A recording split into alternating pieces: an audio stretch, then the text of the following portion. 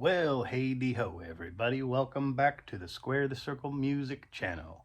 It's your old pal Mage. That's right, over here in the greater part of the Pacific Northwest, in the great state of Oregon, where it's always gray and drippy and everything is got mold on it. So, let's talk about the funner things in life. Let's talk about circles and squares. That's right. That's what you guys came to talk about. Record collecting, music appreciation, all of that fun jazz. So, I got a few fun things to talk about today.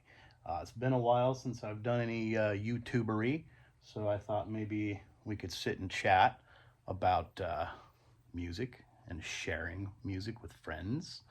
And yeah, more or less, I just wanted to kind of like go over a list of things with you guys, things that I accidentally kind of glossed over last year. Um, I, like many other folks on the YouTubes, like to create like a top 10 list of my favorite albums or whatever.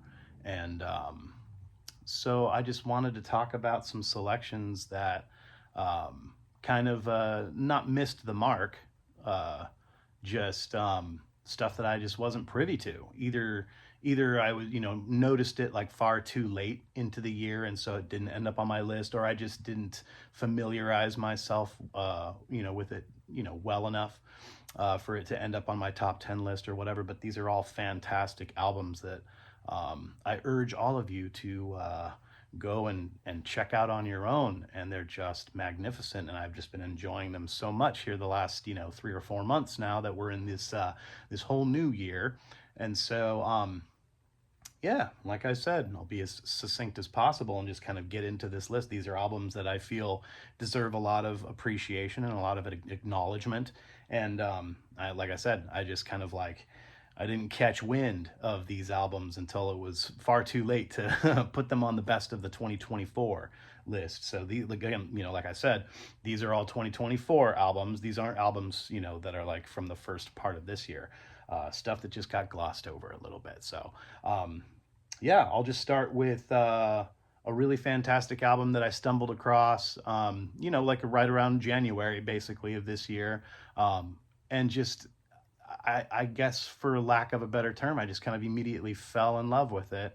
That sounds cliche and kind of ridiculous, but this being the type of music that like doesn't, my algorithm doesn't feed me this type of stuff because it's not necessarily like within my favorite genre, and it's not necessarily stuff that I kind of gravitate toward all the time. Oddly enough, being from kind of like I'm certainly not from a rural area, but I'm from like the second and third or fourth largest city in Oregon, but still not a very big city. And Oregon is still very, I guess you could say underdeveloped. It's still just, it's kind of the wild, wild west out here in a lot of ways still. And a lot of these places, all throughout Oregon, are still very, rural, I guess you could say. And so you would think a lot of the culture out here would be, heavily steeped in like, country music and that type of thing. Under the grand rainbow of just what you could term Americana, but there is a lot of that. There's underpinnings of just that style of like that lifestyle and that just kind of like overall feeling. And so a lot of the stuff that comes out of Oregon also is like very folksy and very kind of country influenced. This is not an Oregon artist. Sorry, I'm kind of going off into like some weird territories here. But um, again, like I was kind of alluding to, I don't necessarily kind of gravitate toward this music, but for some reason, this artist, I heard it and I latched onto it. It grabbed me somehow. This is a gentleman, singer songwriter, like I said, kind of folksy, kind of country influences, and I think I wasn't able to find out precisely where this individual hails from. I believe it's somewhere right around like Missouri or someplace like that. Somewhere in kind of like, the what could be considered the Midwest, which is kind of silly. Well, not really, I guess, because Midwestery is like everything west of the Mississippi, right? Whatever. And so this dude hails from somewhere in there along the Mississippi line, and an artist named Andrew Beck. Album's called Rooster.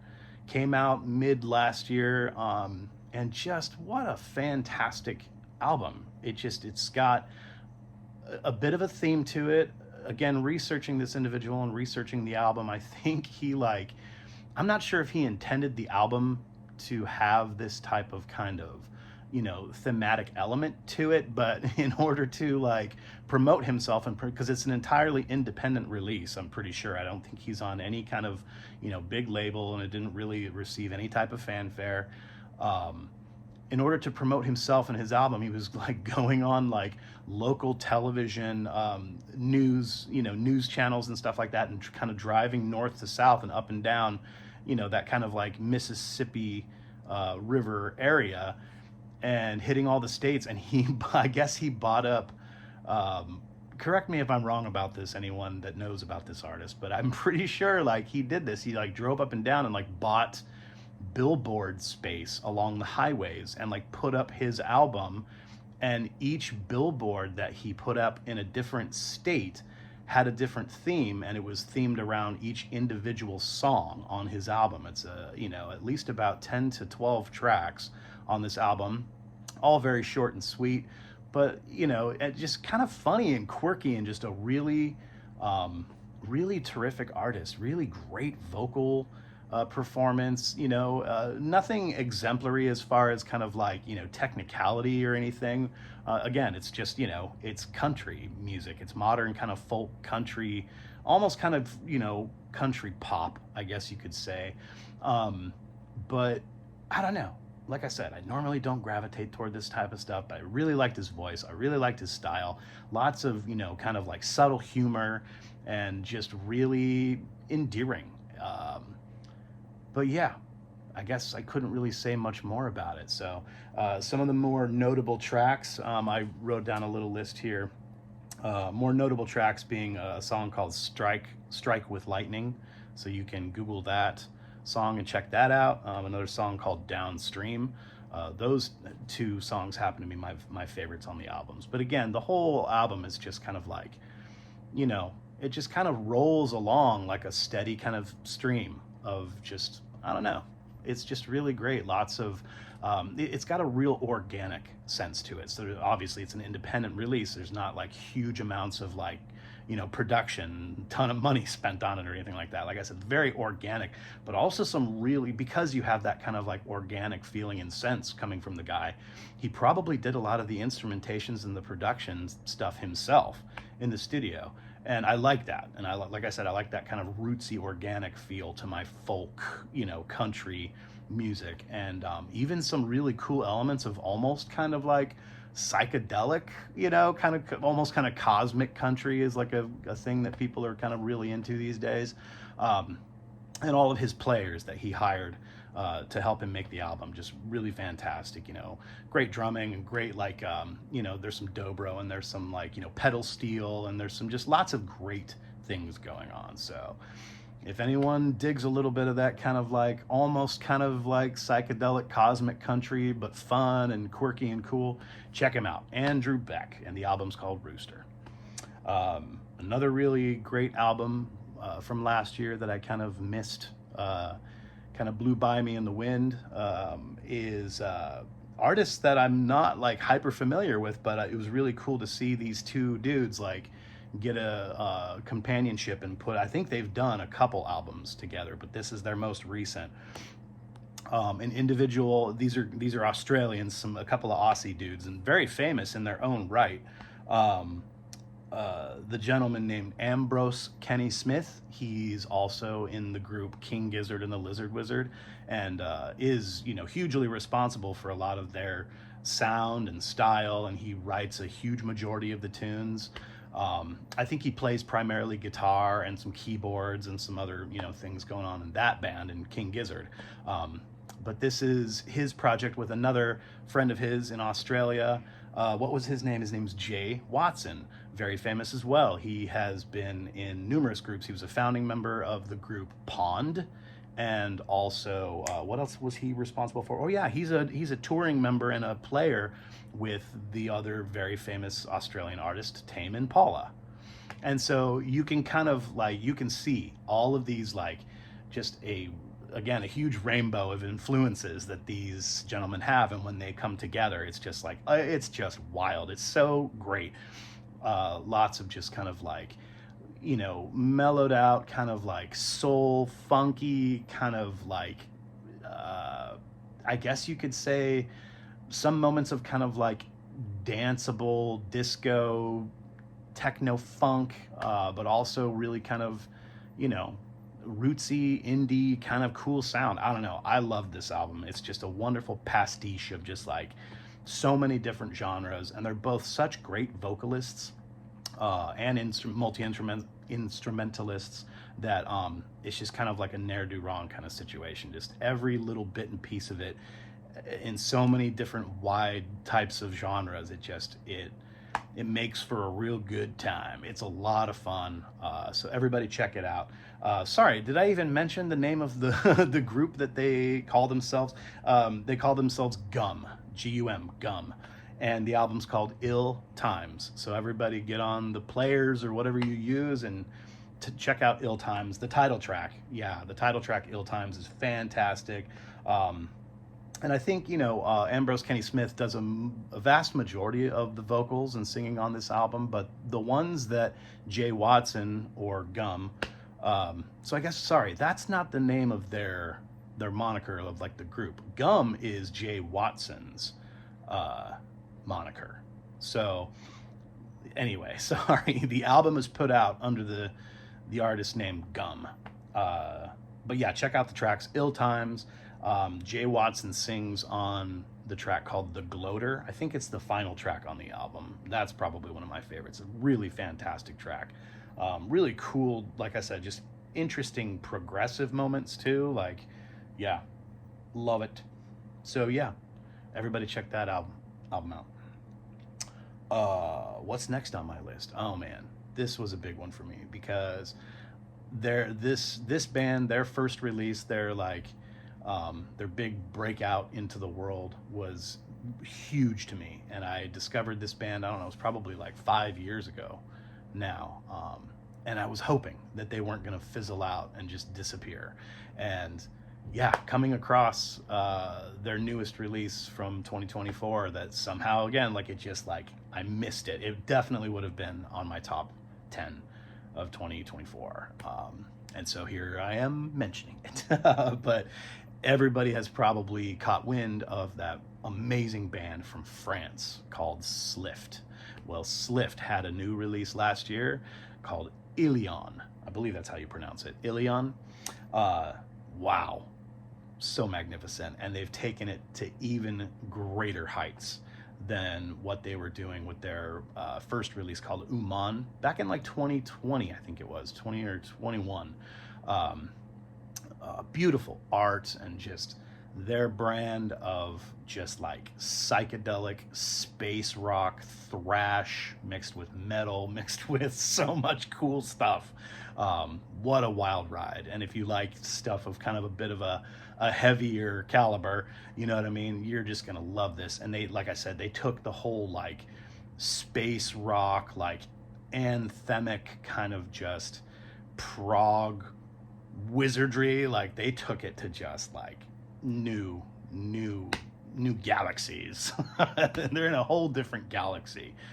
If you like that type of spaced out, crazy prog, it's even a little bit darker and heavier and sludgier, more metal influence on this album, wherein their previous release, their first one, Uman, had a little bit more kind of like underpinnings again of like, kind of thrash and punk.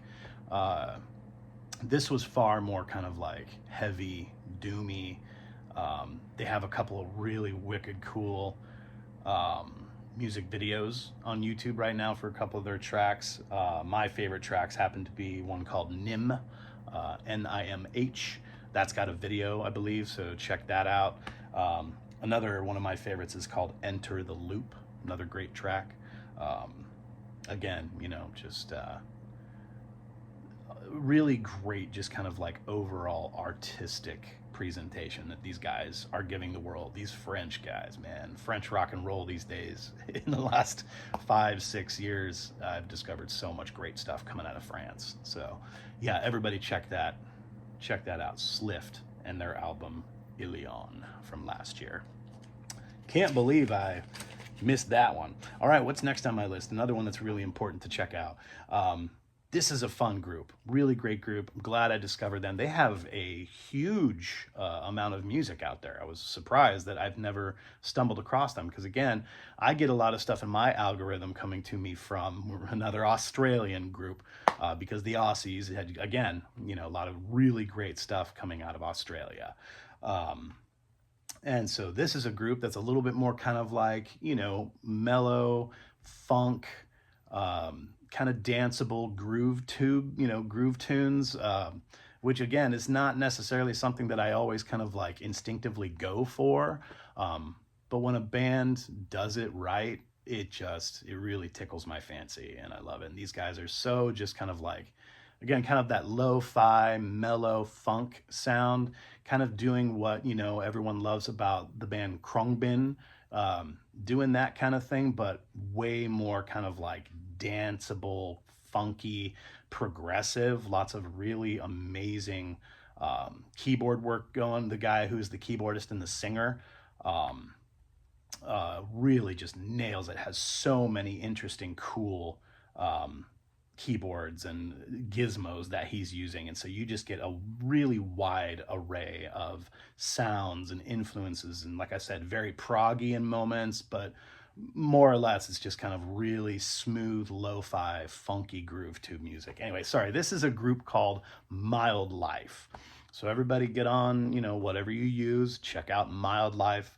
This album that they put out in 2024 is called Chorus.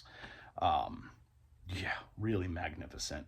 Again, they're an Aussie band, so they have that kind of that flavor, that kind of, again, you can kind of throw in names like, Pond and Tame Impala and stuff like that. And everyone's kind of doing that really great kind of like funky, cool, lo-fi, proggy kind of just like psychedelia. It's really magnificent. So notable tracks, check out the track. I think it's the last one on their album. It's called Return to Centaurus.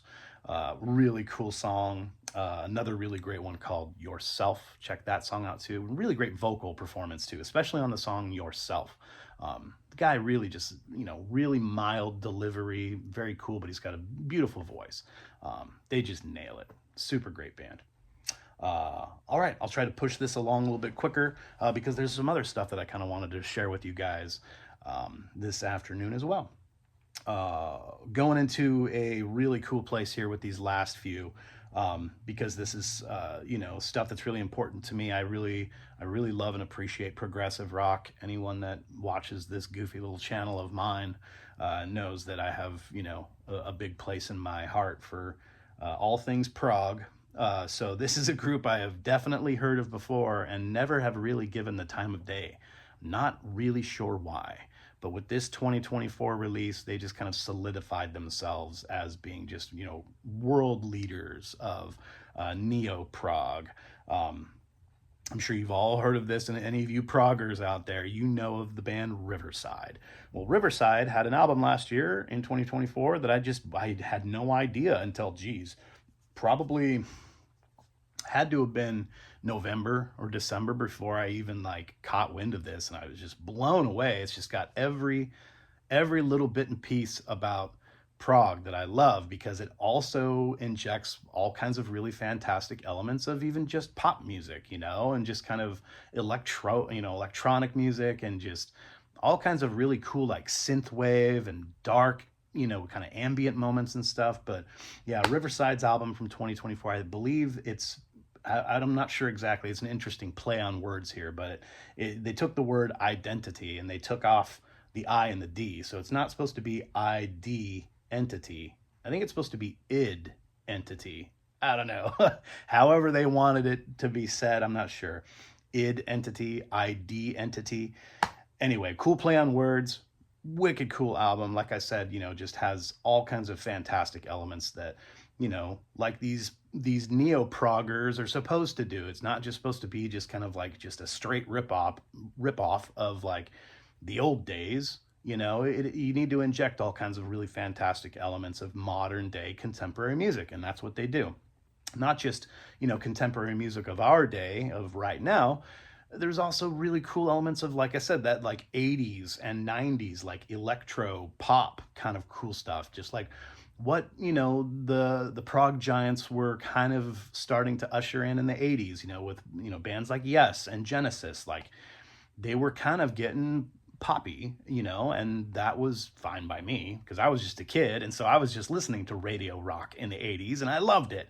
So you had more of a pop heavy band with less of the kind of frilliness of the progressive era of the 70s, and I think that's what this album really was kind of hearkening back to. And I really enjoy it. There's all kinds of fantastic moments in this album where it's like, am I listening to like Yes from 1983, the 90125 album and the Big Generator album and stuff? Like there's, magnificent kind of like ripping 80s guitar rock solos. Couple notable tracks. I think it's the first track on the album. It's called Friend or Foe. Really great song. And then again with another song that's a little bit deeper into the album. I don't know, maybe I think it's even like the second or third track on the album. It's called Landmine Blast. It's like, I kind of want to say it's a little bit of a ripoff because it kind of almost is. That track from 90125 by Yes is Changes, right? Bum bum bum bum bum dun dun dun dun dun dun dun. It's got that really cool African groove, and they literally took that rhythm and just ripped it off wholesale. It's not precisely the same rhythm, but it's in the same time signature. So it's got that kind of like 7 to 9 feel, like 1 2 1 2 1 2 1 dun, dun, dun, dun, it's kind of funny that they just kind of like, paying homage to 80s. Yes. It's kind of cool. Anyway, fantastic album. Everyone check out that album by Riverside called ID Entity or id Entity. That one definitely probably would have been. I should have done a top 15 of 2024, and I just, these ones just kind of slipped by me somehow. All right, getting to the last few bits of this little list that I'm giving you guys today. This was a really, really cool find, and a big shout out and a thank you to homeboy at Death by Unicorn. Sorry, bro, I can't remember your name for some reason right now. It's just slipping my mind. But anyway, the guy who runs and does that channel, Death by Unicorn, this was one that he caught me on too. And I can't thank you enough, man. Thank you so much. A group or an individual or an artist or whatever that just goes by SJS. Not sure if that is an acronym for something, abbreviation or whatever. SJS out of, I believe, Australia. I think the band, when they collaborated and made this album, I think a lot of the players were in Australia and in England, I believe. But anyway, SJS, the album is called A Sequence of Mistakes. Check this album out. Independent release, independent all the way through and through, but just magnificent. Must have been a culmination of just like many years as a collaborative effort from this one individual who's kind of obviously the creator, main, the figurehead of this group. His name's Stuart Stallman. Stuart Stallman, and his creation. This album he's had many albums, been going since the 80s, I think. Just what a wonderful album. What a trip. So much cool, like, influences from 80s, 90s, and beyond. Highly progressive. One could call this a prog rock album, but there's far more elements, again, of just like really cool electronic moments, really cool dark ambient moments, this man, Stuart Stallman, obviously does a majority of the singing on the album and really kind of approaches it really kind of like, very subtle, very cool. There's not a bunch of bombast and stuff to this. But he kind of reminds me a lot of what like Marillion was doing in the early days of Marillion, kind of, not soft spoken, but just a little bit more kind of a mild mannered tone to his voice. There's a feminine element to this. There's a woman who does some vocalizations throughout the album that just adds an element of really just, wonderful quality to it. And like I said, lots of really just cool, like dark ambient interludes here and there. And just, it really just, the whole album plays out just like a kind of a cinematic kind of thematic type of thing. It's just a really great album. So yeah, A Sequence of Mistakes by SJS. Thanks again, homeboy from Death by Unicorn. I'm really sorry I forgot your name suddenly right now, but everyone go check out his channel. It's fantastic. Lots of great discovery on that channel. You can find all kinds of cool stuff to listen to. So I'll end this little list here before going into some other things to talk about, because you guys know how I like to draw these episodes out far too long, longer than they should be. But this was probably most recently my favorite discovery. And I discovered this music. I kind of told this story a little bit to you folks that have been watching my channel for a while now, but I kind of went through some turmoil in my personal life in the last, 8 months or whatever, 8 to 9 months. I lost a job late in like middle last summer. And the job just so happened to be that I work maintenance, building maintenance and stuff like that. And I was living on site. And so it's like I lost the job and I lost my place to live and my car broke down and all that, blah, blah, blah. All happened at once. I sold my entire record collection. I'm rebuilding. You can see I'm getting like lots of new stuff, and so I was like living in a tent for a majority of the summer, last summer, all the way up through, late September. And, living in a tent in my ex-wife's backyard, it was interesting, but she was kind enough to allow me an extension cord out the back door. And so I had power out in my tent and I had a small TV and I was able to hook into their Wi-Fi. They were super cool about it. And so I did. I just like sat out in my tent at night and just, watched YouTube and found lots of cool new music. Well, this is something I discovered. Those lonely nights out in my tent. And I'm so happy to have discovered this music. And I was able to find both of these volumes on LP and buy them up because I enjoyed it so much. So this is I don't even really know how to explain it besides the fact that it's just, really fantastic nerd music. So if you guys this is, it's a bunch of cool, like ambient works, a lot of really great synthesizer sounds and other types of elements to it, but it's basically just kind of like background music. It's incredibly quirky and fun and bizarre, and it's just everything, and it's so fantastic. It's by a person, I'm not sure, man or woman or somewhere in between or outside of those confines, I'm not sure, but person goes by the moniker Chypho, I believe is how you pronounce it. Chypho. I think that's Chypho. And this album is called Entomongaku. Entomongaku. There is a volume 1 and there is a volume 2. And there is a lot of music on these albums, and it's just wonderful. If you guys are familiar and love that, of Mort Garson, everyone knows of Mort Garson and kind of a godfather figure of electronic music and, goofball shit. Like if you like goofball shit, boy, this is for you. It's very similar to like Mort Garson's Plantasia album. And I'm not positive about it, but if my, what is it? If you kind of break words apart, what's that called? entomology or something like that. More, I don't know, whatever. The meaning of words like entomongaku. Isn't entomology the study of bugs? I think so. I'm not positive, but I'm sure you all will correct me in the comments. Entomology, I'm not positive. I think it may be the study of bugs. Um, and in the Japanese language, gaku or mangaku has something to do, I think gaku is music, isn't it?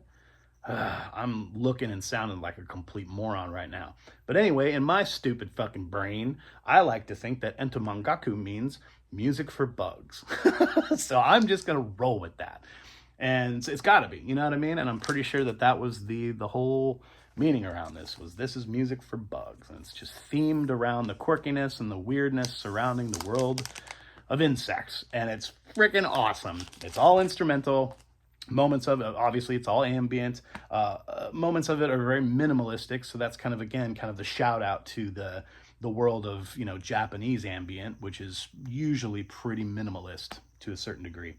And the artistry just kind of sells it, kind of that minimalistic kind of style. It's just like my favorite thing in the whole world right now. And I just spin this constantly, like morning times when I'm sipping tea, because I'm just a big freaking nerd. So those came out last year in 2024, and I had just caught wind of it, and it should have been on my list of the best of the 2024 thing. So that's all that in a little bit of a nut bag. Sorry, I'm a big freaking nut bag here. Me and I like to talk about my circles and squares. So that's all the fun stuff that I missed in 2024. So I wanted to make sure that I got it all out there in front of you guys so you can go, and just like I said, I urge you to just check all those albums out because they're all magnificent in my opinion. Quick punch in. My phone ran out of storage space. So I couldn't finish my video how I initially had intended it to. And so this is me, your pal, Mage, from Springfield, Oregon, signing out. Later.